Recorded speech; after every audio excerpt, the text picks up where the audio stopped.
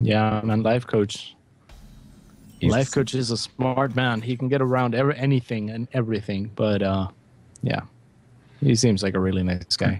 so we see the hand warlock picked from Strifecro on the first match, which is kind of an unusual pick. It's not really what you would expect to be the well-rounded deck, but I guess he has a good idea of what Life Coach is bringing. So if Life Coach had picked his warlock deck, I think Strifecro would have just stomped it. Normally, Giants can beat every other version of warlocks pretty handily, and Life Coach Mhm. has that more mid-range oriented one. Yeah, absolutely, and I think that's just the way that it works with like the more late game oriented decks are always going to have an advantage over the mid game oriented decks, and the mid game oriented decks are going to have an advantage against the rushy decks, and the rushy Mm, decks might in turn have an advantage against. I think for mirror matches, that's generally true. There are specific occasions where it's not. Something like a really aggressive rogue deck can beat the more mid-range oriented rogue deck. I remember a Mhm. time when we saw Argent Squires and Cold Blood just for really early turn 3 pressure that would actually do very well in rogue mirror matches. But yes, generally in mirror matches, the person who's playing the later game version of the deck can come out on top.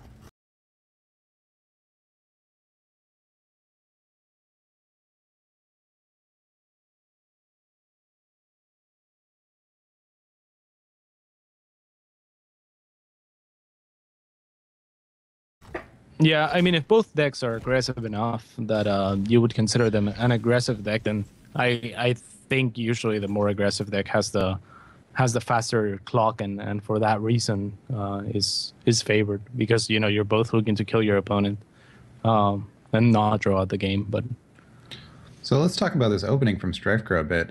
He's facing a druid, which normally you'd expect you just want to go big. You want to life tap a bit. The druid's not going to pressure you right away, so you have time to get to a really nice Twilight Drake or maybe draw into a Mountain Giant. But Strifecro immediately coined out the Ancient Watcher and silenced it. Maybe trying to prepare against something specific like an Innervate play, but it's a little unusual because you'd think you'd just be drawing cards in the slower matches. yeah, there are definitely a couple of approaches when facing a druid, and of course, what Strifecro is trying to go for here is trying to keep board control, and the earlier the better kind of thing, and not take too much damage. So um, definitely something that you can do when I play priest against a druid. There's always the choice in say turn 3 where you could thought steal, and it usually looks pretty good. It usually gives you a lot of options later on, but if you don't play a minion early on, sometimes the druid can get out of hand with those like you mentioned, the innervates and whatnot. So I kind of like what Strifero did here. Yeah, I like it too. It's just not what you would expect. So maybe if you're a handlock player, to take an observation that it's actually really strong to get the Mhm. early board presence against a druid. Yeah. Well, now we have a real choice. He can choose between playing a good creature, which I guess he opts for. He could have also killed the Shredder, and obviously his board was strong enough to deal with anything that came out of the Shredder. Yeah, Dark Bomb definitely an option there. Dark Bomb and most likely clear whatever comes out with the Zombie Chow. I would not have disliked that, especially with the possibility of Zombie Chow surviving through that. It would have been a pretty strong play as well. So he has a lot of damage on Life Coach, but something like any real good Innervate play here would be strong enough to change this board around. Like Innervate Doctor Boom, for example, would change the entire tide of this battle in one move. So we're looking for Life Coach to make a pretty substantial play on this turn. Otherwise, he's going to be at almost too big of a deficit to recover from. Yeah, definitely. And a lot of the minions that Druid does have are not going to be able to trade with Strifecore's board too efficiently. Say, for example, the Druid of the Claw with only 4 attack is not really going to do much, um, against the Ancient Watcher or the Drake. Yeah, At this point, even hero powering to finish off a minion, like it hurts. It's for damage potentially. Oh, that looks like maybe yeah, Keeper of the Grove. he's going to hero power it. That's a pretty big play. I mean, it wasn't exactly Doctor Boom, but he removed the threat from the board, so it slowed it down enough to where he's at a little bit of an advantage, and hopefully he can push on it from there. Yeah, very nice play as well. Something that he may have been more hesitant to do had that zombie chow been something else, not something that heals you for 5 damage, because that basically allowed him to hero power at low risk. Yeah, he is actually getting kind of close to dying. Even though Strifecro's deck runs so little damage, Strifecro has drawn most of the damage in his deck at this point. So one more turn, maybe, if he was not careful, could end up being his demise. Strifecro, we can see the punishment now of not having life tapped on those early turns. He needs to life tap eventually to actually get cards, and he's slowing down. A bit of an important turn here. Yeah. Now using Dark Moment, that's gotta feel a little bit crappy in comparison. Well, of course, when you kill the Shredder, it has different effects. I mean, sometimes there's minions that can mess up with your plans. That mostly being the Doomsayer, the Mana Wraith, for example, or any taunt. yeah, any taunt is always huge. It's interesting that he chose to kill the Keeper, though, when he could have been sure 4 damage will kill any creature that could come out of the Shredder, so the Ancient Watcher could have guaranteed that he dealt with whatever it was. Yeah, but then again, if say it's one of the taunts, then it's not all that great. You would rather kill the Keeper, and I guess there's 2 taunts, right? There's the Frost Wolf with the 2/2 taunt. Never played it, so I don't know its name either. Yeah, you're right. It's Frost Wolf something. And there's the Annoyatron. There's also the Unstable Ghoul. Oh, there you go. So yeah, probably just more possibilities for something coming out of the Shredder that he doesn't want to deal with. Wow, he swiped. I mean, we can't see what's in Lifecoach's hand, but you have to imagine it's got to be a pretty aggressive hand. The creature on the board was not very large, so even a 5-drop would have been much stronger than it. And he chose to use a big spell to kill something where it could have been even something as simple as Wrath. Yeah, definitely so. We can probably assume that there's no Wrath in his hand, at least. Yeah. Let's see. Innervate combo wouldn't kill him. Strifecro's pretty safe right now. I think you regret using that swipe at the moment, because now you're stuck with a much harder creature to kill, and you can't use a creature to do it. That is true, and that's the same line of thought that Strifecro probably took into consideration to play the Sylvanas here.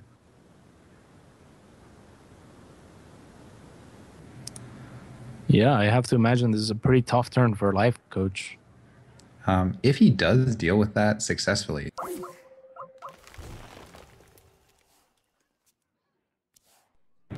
Uh-oh. Hopefully Rob will connect that back for me. It's back? Yeah, I'll I don't see it. I don't see it either. The stream can't see it, though. So you guys... Yeah, it should be back up in a second. It should be back in a second. Yes, there it is. Alrighty. And Dr. Boom is drawn by Strifecro. That certainly helps his hand a lot. He had kind of these average plays, maybe a heal bot and life tap, but Dr. Boom really gives him the strong board now. The Sylvanas wasn't dealt with, and he's going to have 2 legendaries on the board at the same time. Yeah, I mean, he's still going to have to get rid of the minion on the board to get out of combo range, but... He has the option to take the chance. It's not 9 mana yet, so it would have to be a bonus mana and innervate, or bonus mana. Wasn't that Lifecoach who did that earlier, though? Was it Lifecoach that ended the game with him? Took the risk? Yeah, he played Kel'Thuzad and then he got innervate comboed. Yeah, could be his revenge. It's his turn. We can't know. Yeah. So, I think clearing the minion, or even a taunt. Wow, that works as well. Not choosing to play Dr. Boom on turn 7 is always kind of weird. Of course, this is a nice play too, because Strifecro knows that Lifecoach likely does not have another keeper in hand. It is a good play, especially because he has the extra taunt. So although it's a bit wasteful, he has another Defender Vargas. You might as well use up some of those spare cards. Also, I guess you would worry if you play Dr. Boom and there was Big Game Hunter or Mind Control tech, because Life Coach has drawn so many cards. He could have some really strong utility plays to shut that down. That is an excellent point. And also Strifecro has Hellfire and Shadow Flame. So this is looking excellent for him, I think. I really like the setup that this display gives him. So many options. If if the board is somehow cleared or dealt with, he's still gonna be fine. He's still gonna be able to play Dr. Boom. And if not, he's pretty much threatening lethal right now, is he? Yeah. Pretty close there. Assuming there's no hero power. Pretty close in any case. Life Coach has to be nervous. At 14 HP, you don't know exactly what he has. Yeah. Life Coach has so many cards. He has to make a good play this turn. Oh, I feel for him. It goes to the rope every time. That has to be so much pressure each turn. It's almost like a game. How late can he have the rope burn and still make a complete turn? Oh, starts touching his cards. Oh, get There's it done. Oh, Life Coach, can you do it? Life Coach, did he do it? That was kind of a weak play, I though. think that's lethal, dude. Is that lethal? I think it is. Yeah, Defender Argus Vargas. Hellfire, yeah. Well, Rob, get the miss lethal graphic ready, please. Because if Strifecro misses lethal, then no, he's not going to miss it here. what do you have to say? There he goes. One day we'll use that Just graphic. Double counting. Damn it. Man, I made that graphic. Did you actually make it? Yeah, of course I made it, man. Oh, you're an Make artist. all the graphics. Yeah, I am an artist. What? There's no way you made all the graphics. I don't believe that, Cats. Rob, can you confirm out loud, please? Do you hear that? Wow, okay. So, okay. Life Coach now going for the warrior here. The Warlock. I'm sorry, Warlock. So we saw this played out once before. It was a close game. It was this Warlock deck, which is pretty unique in my opinion, versus a Rogue. It was a close game. Life Coach won, but it could have easily gone the other way with a little bit more damage. That was in the previous match against Forsen. We still can't see the Rogue cards, so playing a real game of Hearthstone. Pretty much. That's all we're doing now, guys. We're just playing actual Hearthstone for the players. So This time around, we are Life Coach. But how about this? You play a game where you watch Strifecro's face and figure out what his cards are. And you're playing kind of like poker Hearthstone with some psychoanalysis. See, Strifecro's counting. Like, if you look at his face, not the best poker face.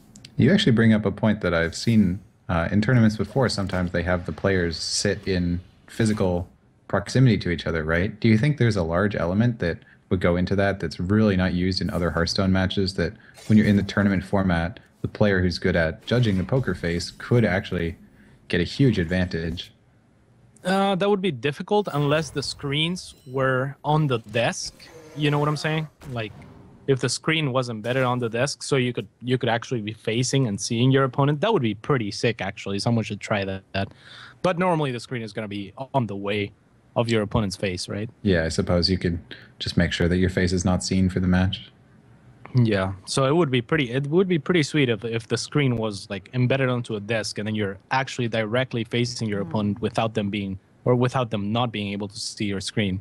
But then you can make reads potentially of what, the reactions are. We do actually see that pro players generally will have some reaction to the outcomes of the turns, whether it's just a squint or something small, but they do often have a reaction that would be fun to see who could perform best in that face-to-face format. It really would. It would bring another element to the game. Certainly would.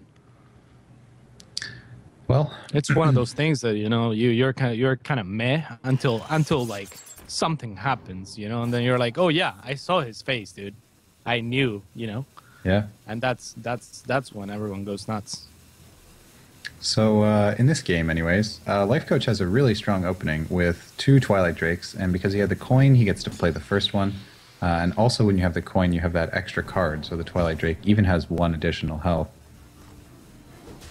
The first Twilight Drake dealt with... It's not actually dead, though. Yeah, it's not actually that. That was a lot of cards too. Like, Yeah, and now the second Twilight Drake comes out. Lifecoach has a really nice opener here. And He's hurt. after seeing that, I mean, he has to be like, oh, okay, second Twilight Drake, I guess, right? Well, he's Lifecoach, so he's really thinking about it. Um, you could double Mortal Coil as well, is an okay play here. You get the one card Yeah, draw, it kills the creature. Because if yeah, you, but go on. sorry, if you play the Twilight Drake, you probably are trading your Drake away. Is that such a big deal though? And I mean, you have Lothar coming up. I guess you don't have that many more minions though. Yeah. Life Coach has the shredders in this deck, so he doesn't play giants at all. And he has like sludge belchers and stuff, mostly mid-range creatures. But he also has some early game stuff like Voidwalkers and Zombie Chow. So it is possible that he just gets dead draws for the next couple of turns. Yeah. So he goes for the Drake. I like this play better. Ooh. Okay. I wasn't expecting the trade there.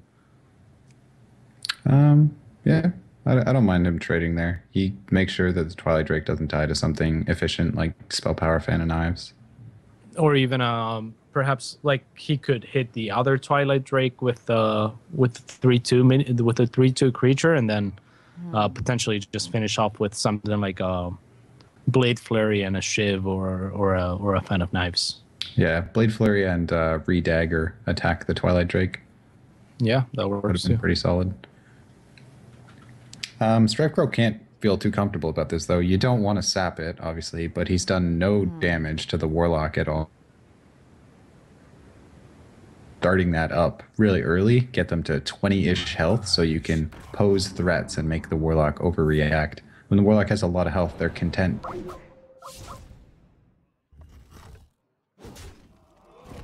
Able to deal with the board. Did the screen share die? Yep.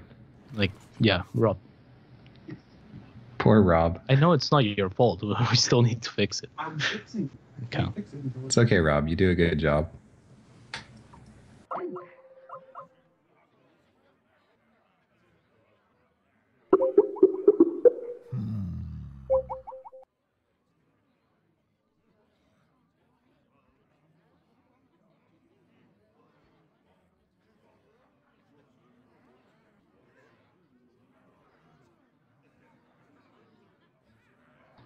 Well, I hope you guys are enjoying this riveting match right now. Probably we're going to get roped again.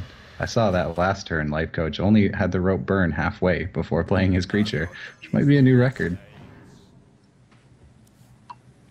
Yeah. The first time this happened, actually, Skype told us, your call has been going on for too long, so we're gonna stop the feed for now. And then it's happened twice since then, so it's a bit annoying. I'll try to spectate the next game just in case it happens again, so we're not completely out of casters during it. Cool. Hey, we're back. Yep. Well, I don't want to speak too much because, of course, you guys have already seen what happens. It looks like Strifecro is still pretty low on cards, though. I mean, that's the major problem in this match, is if you're spending all your time dealing with the creatures, the Warlock will just have enough creatures to keep putting more down each turn. You have to find the time to get board presence enough to attack with. Otherwise, you're going to run out of stuff. Definitely, and a Violet Teacher comes down, even though it's very unlikely that he'll be able to play a spell after that with Lothar just having been played. Lothar will go down, though. That's a pretty nice turn for Strifecro. That was a good turn for Strifecro, but I think conversely, that was kind of the minimum, or that was a good value Lothar, rather. It was like it killed a Drake, and that was what he needed to do that turn to make sure the threat doesn't grow beyond what he can challenge. He actually has a play to clear the board here with the Ancient Watcher, Shadowflame, and Mortal Coil, which is kind of appealing, especially when Strifecro only has 3 cards. Yeah, very much so. I really like that play. It recycles a card as well with the Mortal Coil, and you have another Mortal Coil anyway. This is the only Flame Strike that Lifecoach has, though. Shadowflame, yes, he only runs one, Shadowflame, yeah. And he has no Hellfire in the deck. His deck is like exclusively creatures. There's no charge, no dark bombs, just all minions. Indeed. So I guess it's still a pretty good play, and especially against a rogue. I mean, there's not gonna be that many more threats, but he chooses to tap instead and place the sludge belcher. All right, that's interesting. Yeah, I don't mind that. He could get a sap out of the way. Maybe he has enough health at the moment that he could take damage for one turn and still be pretty safe. So even if a big play happened here, he's got the board clear for next turn. Yeah, exactly. And with the Shadow Flame, you're not really too concerned about the 1 HP minions that the Vile Teacher may produce. They're just gonna be babies and they're gonna be sleeping. Then you're gonna kill them. That just sounds terrible, man. I almost feel like Strifecro is out for rope revenge here. He only has 4 cards, but it must be an intense decision. Yeah, and there's the sap out of the way, like you said. Well, I would imagine no sprint then. Seems likely that Strifecro would have sprinted there if he had the option to. Yeah, definitely. Strifecro going for it, though. He don't give no. Wait, are we allowed to swear on stream, Rob? It's your stream, Cats. It is my stream. You're right. It's a nice feeling, I'm sure. So we see that Shadow Flame be really strong there. I think the sap was a good play, especially because it made him throw away a card. But he's really behind now. He absolutely has to get a sprint because 3 cards cannot compete with the Hand of Lifecoach. There's really no way he could die this turn. And oh, he got the sprint. Wow. Top decked. Top decked. That was pretty fortunate. Yeah. So right back into the game, of course. Lifecoach has no way to deal damage, so 25 health is a long way. He has to pretty much take this to fatigue at the moment. That's still a huge mountain ahead of him to climb. He's got the healing, he's got the taunts. Is it strong enough? I wonder.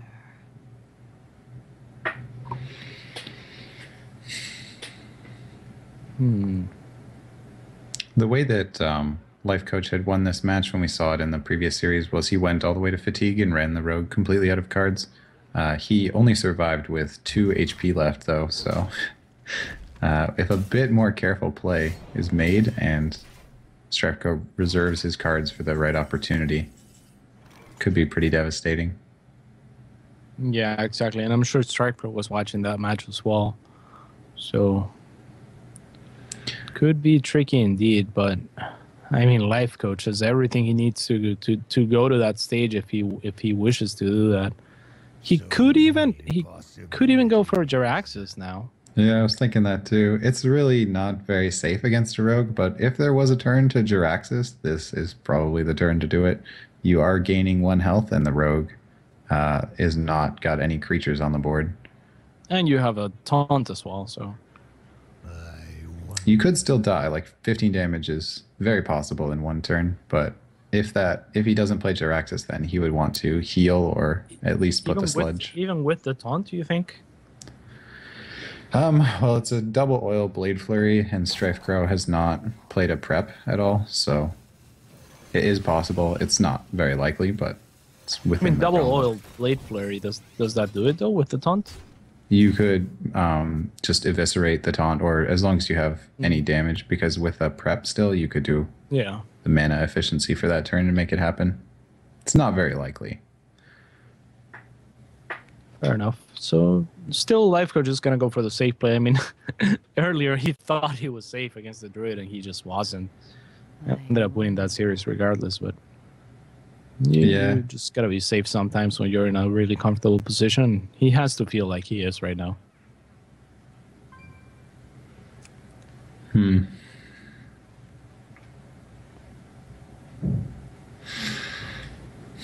Lifecoach is already down 1 in the series too, so he really can't afford to lose this game. It would put him at such a deficit.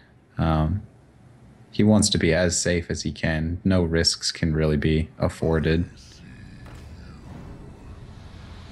Absolutely. This guy's toast. Super Secret 7 Agent. Well, the Loatheb actually makes a small difference on this turn because it prevents the Shredder from being able to trade, but it's probably the least effective card since Lifecoach's deck is almost entirely creatures. He doesn't care that much, I imagine. Yeah, I mean, he can still trade with the Shredder. It's a 6-mana Mortal Coil, but it's not out of the question. I honestly wouldn't mind seeing him just heal bot again and go to 30 health. Of course, a rogue has no way to Alexstrasza you or anything, so being at full health is so much for Strifecro to try to deal with. It would take him far too long, I think, to actually build up a board to do it. Indeed. And tapping, all right. And Sylvanas. Could be a play. It's tempting.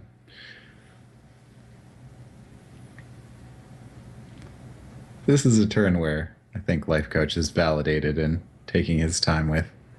Yeah, absolutely. He has 8 mana right now, right? So. Oh, all right. He's gonna trade his Shredder for a 3 damage minion. Just again playing it very safe. Not that that's an efficient trade or anything.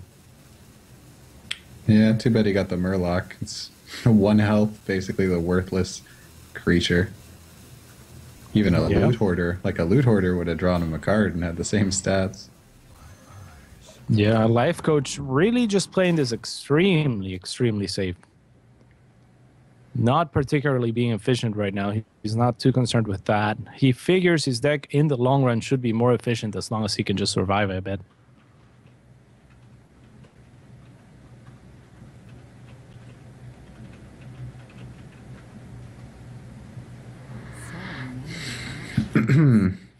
Do we know how many cards are left in Strifecro's deck? 10 cards left. 10 and 11. It's a long way to go still.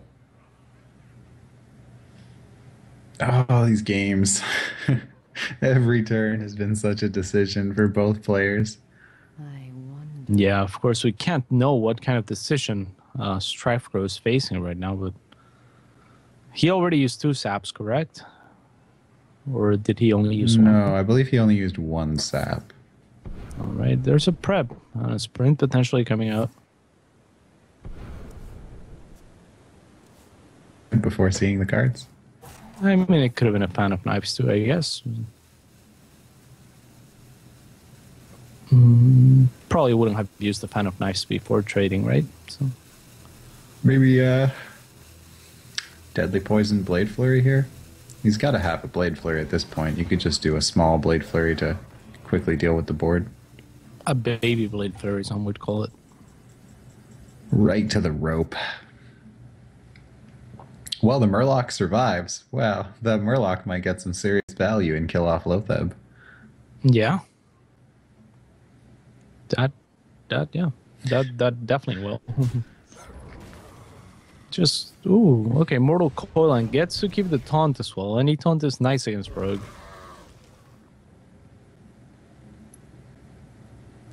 Probably you're interested in Sylvanas this turn, I guess. It's just something that the Rogue can't play into. Yeah. Yeah, I would really like to see Sylvanas still tapping. As if he didn't have enough options in his hand. Lifecoach just likes the options, man. This is a good turn, though. He's actually making plays. Unlike waiting to the end and seeing how many he can squeeze in before the rope burns. He's still going to wait for the rope, though. This is kind of a signature, the signature move. It's like, Yep. I bet if you interviewed him, he'd be like, yeah, I actually know my play. I just wait. Just like waiting, man. I mean, that play, Go on. Sorry, that play was a good example of what you just said. Like, Sylvanas seemed really obvious there, right? And he waited exactly till the rope started, and then, okay, I'll play Sylvanas. It's like the rope is his instruction that he should actually go. Yeah, do you think there was any merit to playing the Void Walker there? Or I'm sorry, not... Is that... Yeah, the Void Walker. The Void Walker there? Yeah, I think there was. It's unlikely he would Blade Flurry for just the 2 taunts, but I guess he wants to make sure that he has a quick taunt later if things get desperate.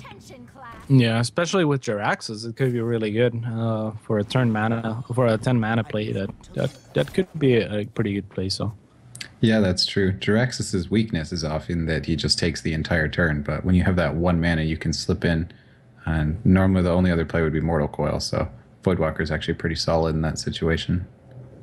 definitely. So Well, Mage Woman, as I like to call her, has entered the battlefield. Mage Woman, the She's- Violet Teacher. She's powerful, man. She will sap you and then summon babies. Ooh, a prep. Hmm. Wonder what he does with the other 3. So, Lifecoach's only AoE damage was played already. It was the Yep. Shadow Flame. He has no way to deal with those 1/1 creatures. And as far as a position for the rogue, this is really what you want. The Warlock's at about 20 health, and you have some creatures down. Lots of creatures down. Yeah, it's going to be really difficult for him to get rid of. And sapping the Sylvanas as well. A brilliant play by Strifecro. What do you do? I mean, that was the second sap, so Sludge Belcher is still going to be pretty powerful here. All right. Goes for the Teacher.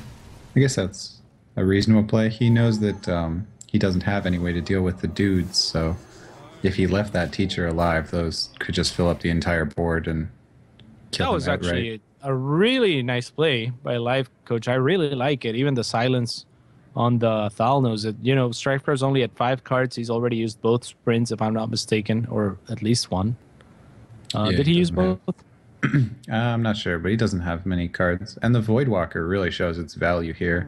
Like, the thing Yeah. it's meant to kill is 1/1 creatures. Yeah. So, really, really nice play. But the Deadly Poison is going to deny that Voidwalker's utility. Or is it? There's a... Ooh. Well, So I guess you trade in the 4/1 now. huh. I'm not sure if Strifecro can actually win. I mean, if Lifecoach heals again, there's a Blade Flurry left. He used up a lot of the oil damage, though, by having to trade the creature away, because that's normally the thing that you want to keep on the board to make sure that you're sustaining actual damage. Yeah, that play really turned it around for Lifecoach. That was looking grim for just half a turn, but then that was really beautiful play. And the funny thing is, for that play, he actually didn't take too long. All right, there is another oil still, I'm pretty sure, so the damage could be there, but... Oh, yeah, the Harrison. Whew, that hurts. Bye-bye 6 damage. Good night, sweet prince. And now you have the choice between healing and sludge, which I would lean there's towards. also, there's also the taunt and with the Ancient Watcher. Yeah, that's true. I would It's lean double towards taunts. healing here, I think. I mean, you just killed the weapon. Probably he's not going to be able to do that much damage on one turn. I don't know. I don't dislike the taunts at all. I mean, there's the 2 saps are gone. There's one of the sharp sword oils is gone. The other, I'm not. Does he still have? What does he have in terms of Blade Flare? In terms of like, what can he do to deal with the taunts if he throws that down? Yeah, I think it would be the Blade Flurry. If he Blade Flurried, then I think either way it works for Lifecoach. If he Blade Flurries, he has no way to kill Lifecoach because that's all of his damage. But he would still need the second oil and the Blade Flare, right? Like, Yeah, I mean, he's really close to the end of the deck. I think we... oh, chooses the Sludge Belcher. Okay. Well, and the Sludge Belcher works nicely in the fact that the ooze that comes out of the sludge would be able to kill both of the creatures on the board. So even if the creatures out right now were killed by a big flurry, it would still stop the board. Yeah.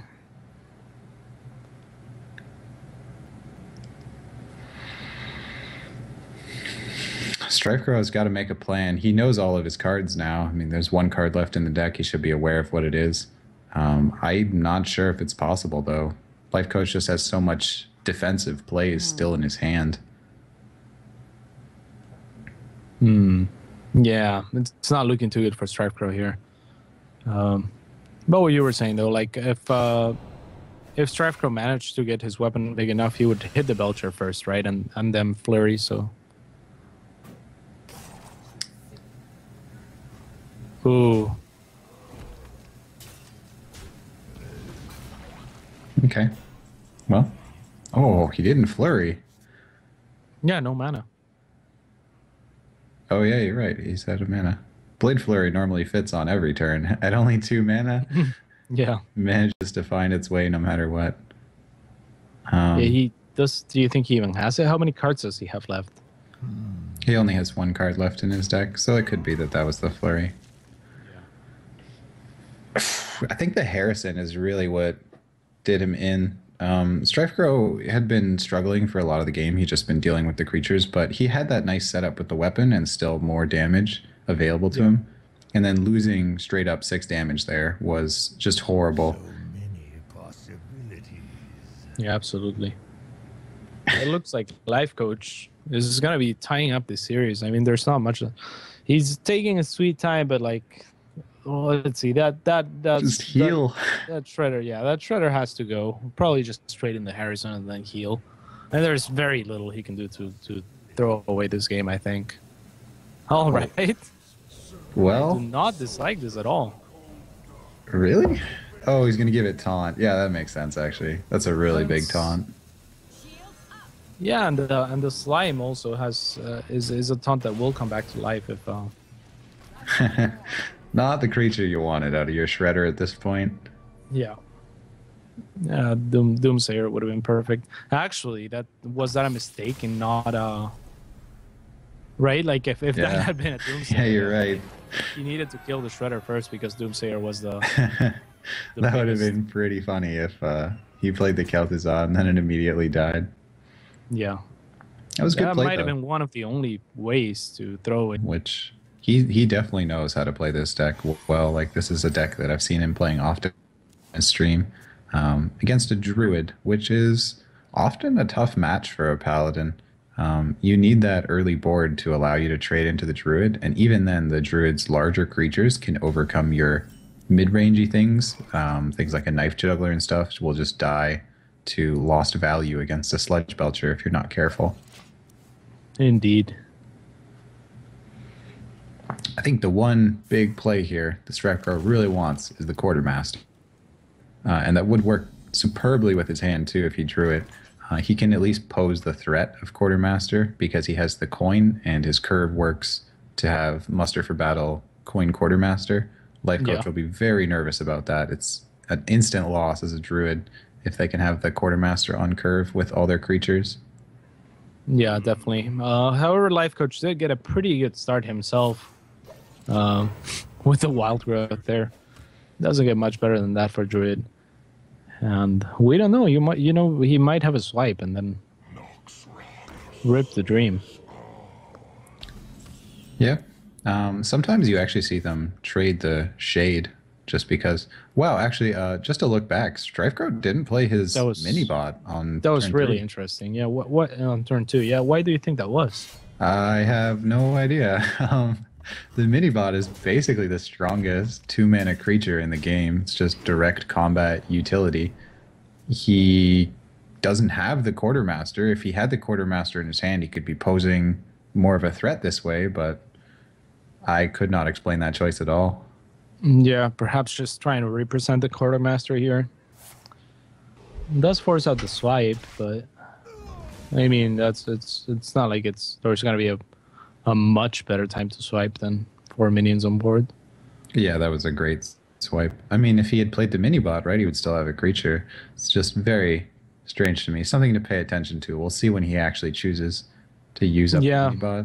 I mean, there's a chance he was thinking if I play the mini-bot, he's just gonna, use hero power that turn if he doesn't have you don't always have turn 3 Shade as Druid, so there's not that many turn 3 plays. So maybe he thought, I'll just waste my mini-bot to the hero power into swipe if he has it.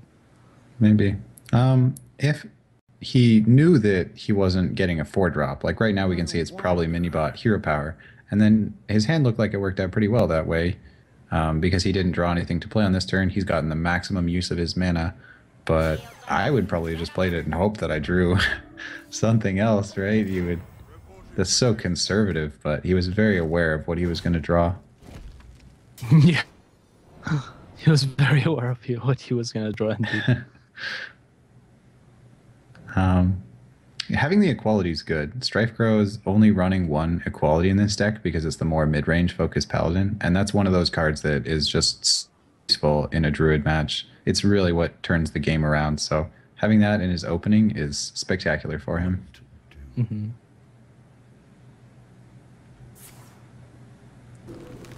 Okay, just drawing a card, I guess.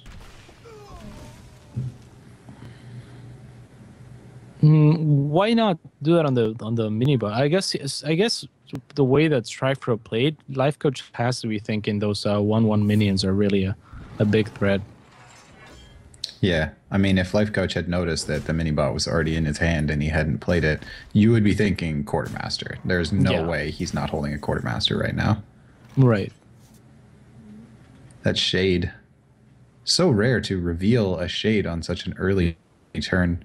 I mean, a True Silver or something would have just shut it down completely, but great play here. It's done a lot of damage now because it's been attacking instead of just sitting still. Yeah, definitely. And aside from True Silver, I mean, there's not many ways to deal with it that wouldn't deal with it anyway if it was cloaked, right? Something like a Shredder would have been. Yeah, Silence would do it too.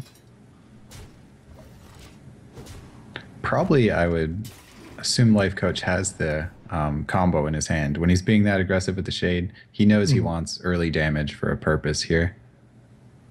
Yeah. And Strifecro could very well be it. Played the heal bot instead of the Sludge Belcher. I guess that was because the shade would have killed the Sludge Belcher efficiently, and he doesn't really want to attack the heal bot because it's wasting damage, so this way Strifecro will get to actually keep a creature on the board. Yeah, that's a good point then. Might actually be able to trade off both minions for the shade as well, so that's not too bad. He can also just use the Consecration and clear the board. Yeah, he has a lot of choices here. The Piloted Shredder really opens up this turn for him. Yeah, I think like you said, though, he has to be really concerned about the combo, so I would think the Consecration is probably the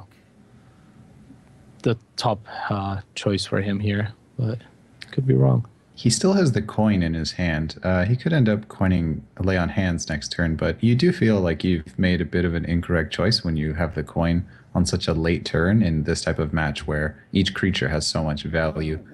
I think maybe just, yeah, the Consecrate looks pretty good here because Lifecoach hasn't been playing substantial creatures. You know he's combo. Oh, what? Is he really going to use the equality? No. Oh my god, I don't like this one. I guess he keeps both minions on board, but I mean, I don't know. Keeping the equality Consecration seems so valuable to me later on. Like, how is he gonna deal with taunts and stuff like that from here? In the one, well, they got a pretty good reaction. Oh wow, what is this? That's a combo to face. Representing a second combo, or is that the double combo? Oh my Oh no! God. You cannot play around this. Oh my god!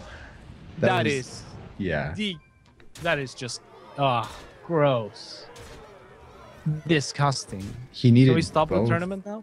He needed both innervates to make that happen. Oh wow! That just like when that happens to me, I'm just like, really? Like, why can this happen? Why is this like a thing? You know, like, oh. Yeah. I mean, and Strifecro played the most defensive play that turn too with a quality Consecrate, and he still died to it. It's 22 damage with the double combo, and Strifecro was at 21 health.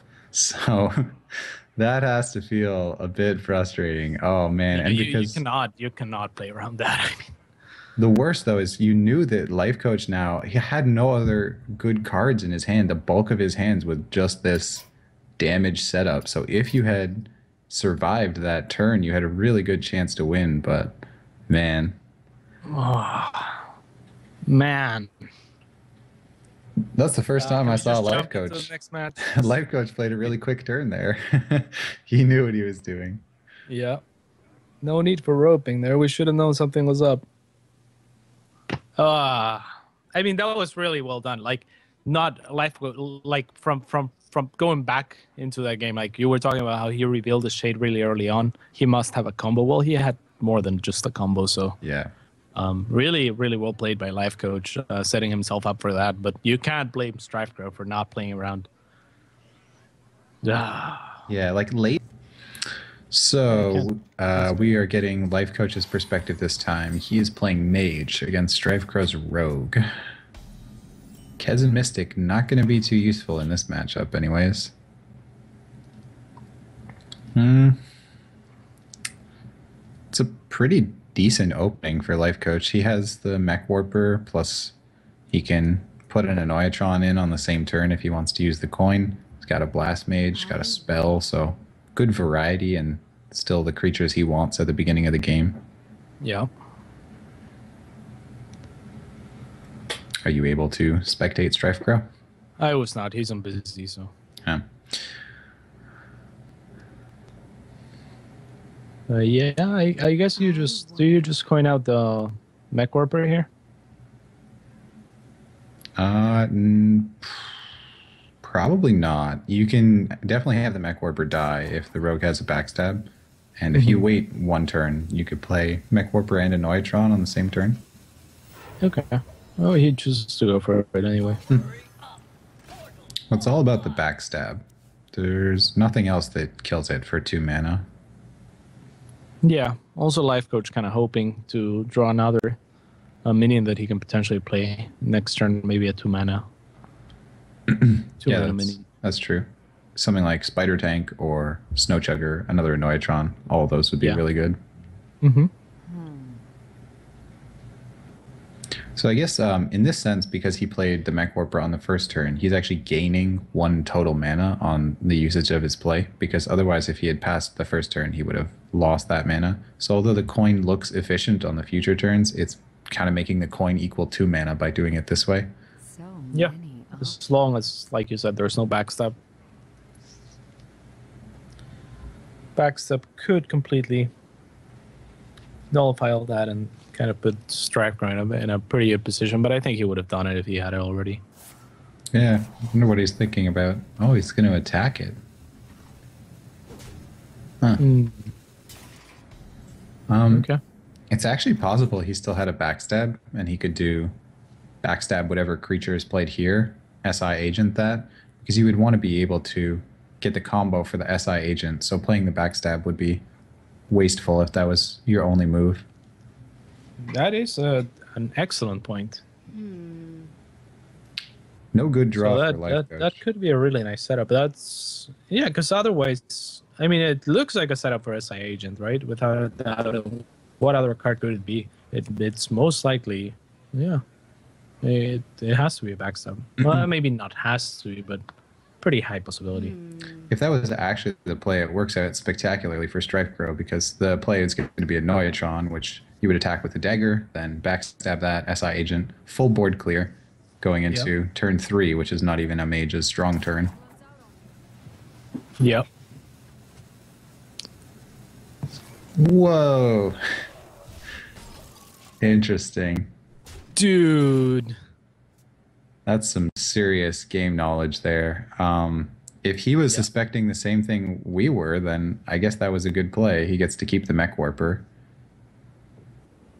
And that will let him play his Shredder on curve.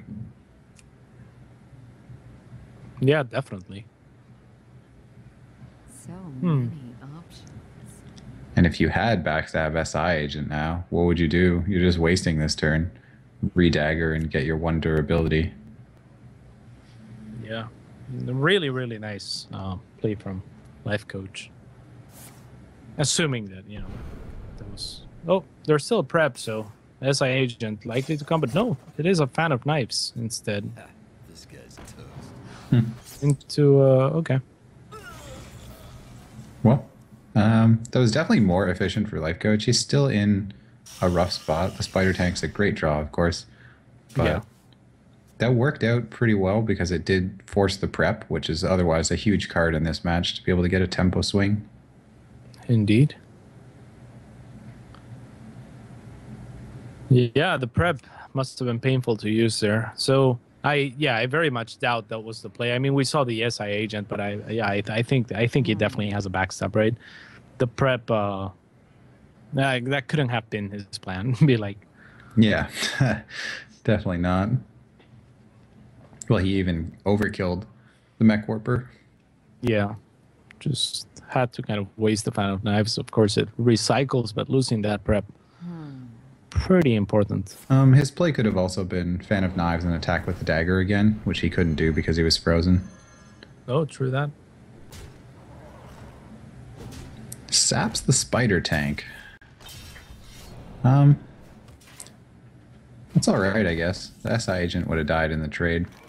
Yeah, and if you think about it, I mean, do you ever want to really sap a blast mage? Not really. Yeah. Do you want to sap a Lothep? No, thank you. Do you want to sap Dr. Boom? Not really either. Yeah, so yeah, it's either that or a shredder or a Yeti, I guess. So it's pretty good. Often as the rogue, though, you do like to run the mage out of cards by having them play everything and then get some value off AoE. And then you have lots of card draw at the rogue. So giving him that extra play now could just be what Lifecoach needs to slow him down enough and keep the pace of the game. All right.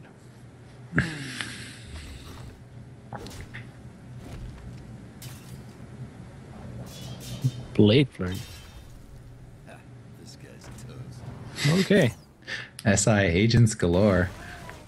Oh, and he gets 3 attack. The creature from the shredder was so crucial there. Yeah, and Strifecro, I'm not liking his position too much, even though we can't see his cards. He only has 3 of them right now. He hasn't been very efficient with the cards that he's been throwing out. He's been trying to keep the mech mage under control, and props to him for that. I mean, that is a very good way to usually try to win this kind of game. But I mean, soon enough, I have to imagine Lifecoach is just going to play too many things. Oh, man. And he didn't kill the SI agent either. Got the 2 hits. It was against the odds to kill the SI agent. It was a 25% chance, roughly. But Yeah. it's got to hurt. Now that SI agent can kill his blast mage pretty easily with just a bit of extra damage. Something Yeah, like especially another... after the first 2 hits go to the SI agent, and then the last Yeah. 2 is- Something like another fan of knives would be really good. But Strifecro's been taxing his AoE. He already used 1 fan, 1 blade flurry. Yeah. I'm not even sure what the chat is spamming right now. It's pretty insane. I'm not sure what that is. What is that drawing supposed to be? I don't know. I've seen a lot of drawings, yeah. Do you see that? I do. Do you know what it is, though? I don't. It's just like a random copy paste. It's not an image, is it? This is what happens in Lifecoach's game. We start paying attention to the chat. We got to look away. We got to focus on what's actually happening. All Chat right. is for another day. Pay attention, class. Okay, so Violet Teacher going to go down here. Lifecoach has a pretty good play again with the Blast Mage. If it could get 3 hits on the Violet Teacher, or actually even just 2 hits, and he could pick it up with the hero power because the mech was left on the board. Yeah, so he has to play the first the blast mage first, of course, and it opens up. Whereas if it does get 3 hits, then a Neutron still as a follow up could be a fantastic play here. I wonder. So just to mention, this is the game that Strifecro needs to win to stay in. If he was to lose this, he would be knocked out of the tournament. Yeah. Oh, gets the 3 hits, man. Wow. Yeah, and now a Neutron can come down as well. And so much board presence for Lifecoach now, with still a spider tank and a couple other minions. Strifecro has so little health as well. I mean, 3 cards and he's low on health. It looks like every disadvantage in this match right now. Yeah, it's really not looking good. Even if he had prep into sprint, I mean that's so much mana. It's pretty much a turn wasted and very little way to deal with the board. So I have to wonder, what is Lifecoach thinking about right now? Surely he plays the Annoyatron. he has to play the Annoyatron. Oh, goes for the my. Cogmaster. All right. Wow. So He doesn't have a mech on the board. yeah, I'm not entirely sure. I mean, I'm sure there's. Can you figure that out? Come on, you're the pro player here. Well, I guess he wants damage. Maybe it's something like if he drew a fireball, he could afford to play the mech, get the damage, and win the game off of that. Mm-hmm. But yeah, I would have played the Annoyatron without a doubt.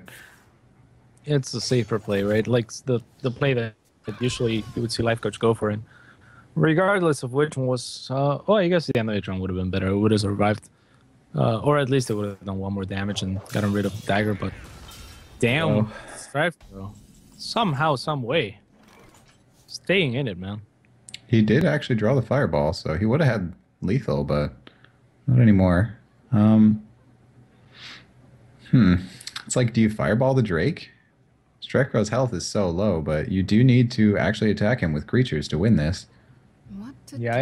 I wouldn't mind the spider tank coming down after fireballing the Drake. Or you could cast a Mystic and freeze the Drake plus a Nocturne, or That was both preparations and all of the area of effect in Strifecro's entire deck has been played now. So something like a sprint is pretty out of the question. He won't be able to make it efficient for mana. It will take his entire turn. And then if the board ever did get multiple creatures on it, there is no great way to remove all of that. So it could be horrible, but Strifecro's done what he needed to survive and get some momentum. So he still has a chance. yeah, definitely. Oh, that Asher Drake, that he top decked that, right? Like that was his most recent draw. I'm not sure. It's probably because it would have been a good play on all the previous turns. Yeah, that's what I was thinking, and yeah, I think that was one of the better cards that he could have gone. And he goes for the fireball into a spider tank play. As the rope burns, we finally get to play. Yeah, he has to contemplate which one of the two plays is more powerful, I guess.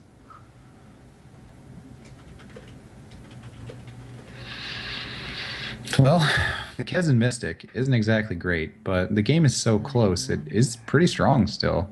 Something like that on the board could easily be the difference between a win and a loss here.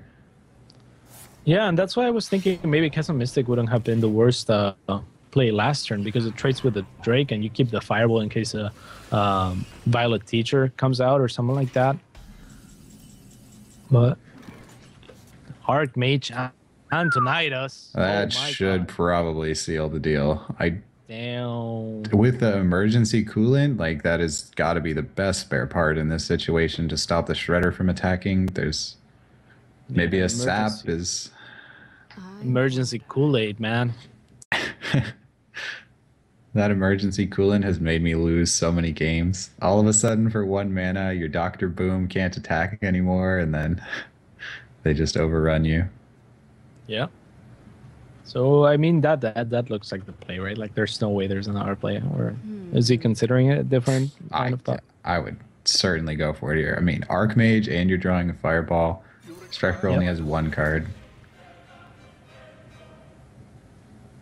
I think a bigger question is, do you kill the Thalnos or do you hit him in the face? I think you hit him in the face. I think he needs to trade his Thalnos himself. And I mean, with 1 card in hand, can you really die? But he goes for the Thalnos anyway. So yeah, I kind of like that. If he had happened to draw something that benefited from spell power, he could use the Thalnos afterwards. And also, the Archmage will guarantee a win no matter what next turn. So as long as that stays alive, the extra damage from the Spider Tank wasn't too relevant. Okay. The way it could matter is if the Archmage died, then... And then you draw a Miss second damage. Fireball and you. Yeah.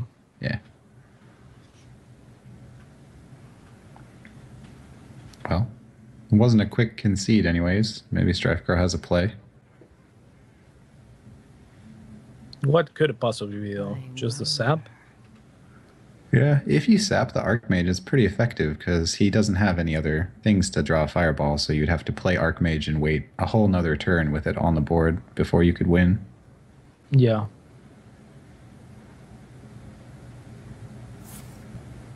Sprint. Oh no. Well, that can't be a good sign. So with 2 mana, there's just no way he's able to deal with this, right? Like he already used both traps. Well, it's a sap. He already played 1 sap. Would need to draw the second one. Yeah, I guess he's looking for that sap. I don't think he got it. He gives up. And Strife God is gonna go down to Lifecoach. 3-1 for the Rope Coach. Moving on to the finals against Chucky. And that is gonna be quite something.